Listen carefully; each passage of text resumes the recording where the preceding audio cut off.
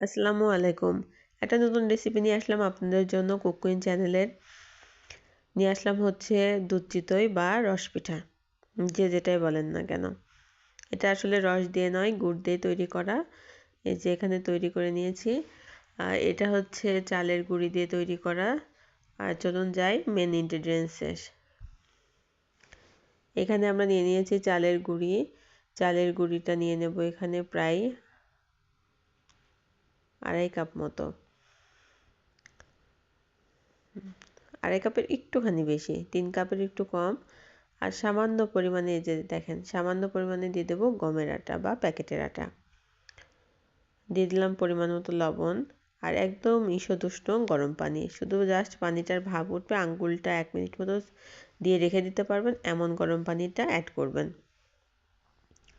এই গরম পানিটা আমি আস্তে আস্তে মিশিয়ে দেবো আর আস্তে আস্তে এটাকে ময়ান দিতে থাকবো।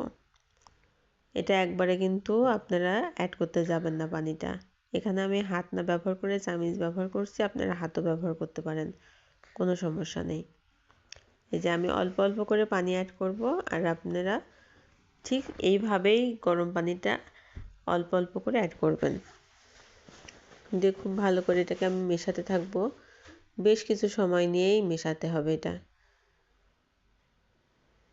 আপনাদের বোঝার সুবিধার্থে আমি খুব ধীরে সুস্থে এটাকে দেখিয়ে দিচ্ছি।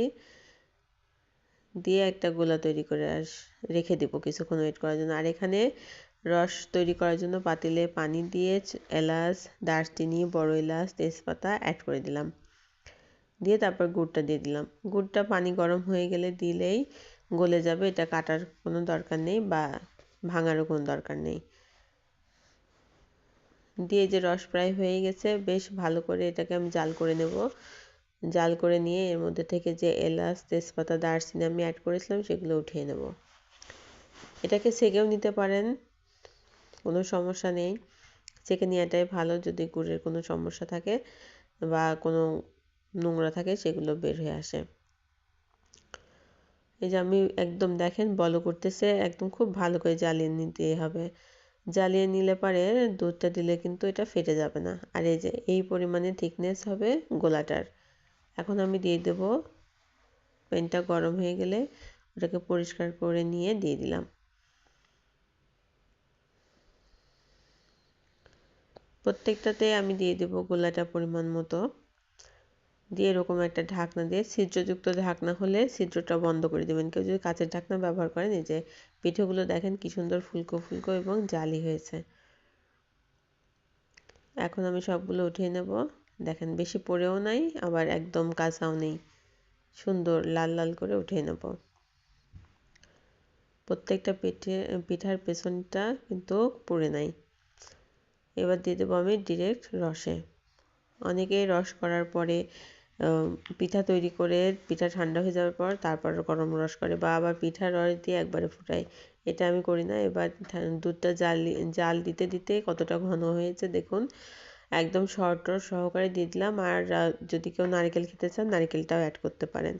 আমি এখানে একদমই কচি নারকেল অ্যাড করেছিলাম, কিন্তু এটা স্কিপ হয়ে গেছে, আপনারা অ্যাড করতে পারেন। এই যে রসে ভিজে একদম টসটসা হয়ে গিয়েছে পিঠেগুলো। এরকম দুধ চিতই পিঠা খেতে চাইলে অবশ্যই আমার এই ভিডিওটা ফলো করবেন এবং আপনারা ঠকবেন না। মানে পিঠাটা খুবই সুন্দরভাবে ভিজে যাবে, এনে কোনো সমস্যা নেই। দেখুন কি সুন্দর ভিজে গেছে, আমি কেটে দেখাচ্ছি।